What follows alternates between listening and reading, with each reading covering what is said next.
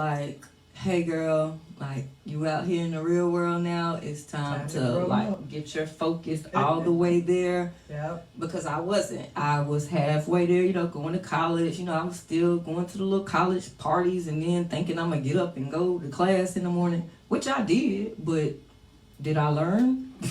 Probably not, but I had to, once that happened, I was just like, oh my goodness, like, it's getting real now. Like, Yes. It's really getting real. And then after that, it's just been up ever since then. So my kids were a blessing to me because there's no telling where I would be, if I would even be here, if it wasn't for them. So shout out to my babies. Awesome.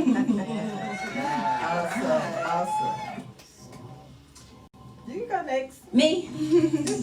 Well, I am a mother of 4. And you don't look like it. At all. Yes, 3 adults to be exact.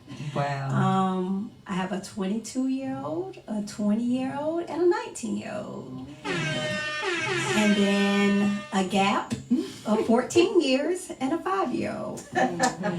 So Wow, how did you handle that? oh my goodness, I'm still Handling, right. I am still trying to process it. Yes. I still, on a regular basis, be like, my baby boy, because I forget about Josiah, because he's been my son for the only son for so long. Mm-hmm. So it is still processing, even 5 years later, that because I started over. But I have the oldest 3, have the same dad. He was not there, but his family was there. So made it okay. But it's still, as she say, it's not the same.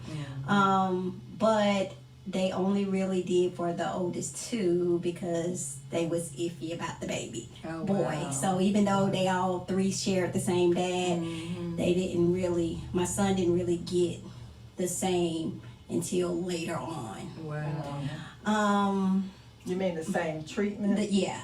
Okay. So Now, they was it did at a an little bit age? here and there, but they didn't have the dad pretty much at all. But they had like the grandma and the aunts and stuff.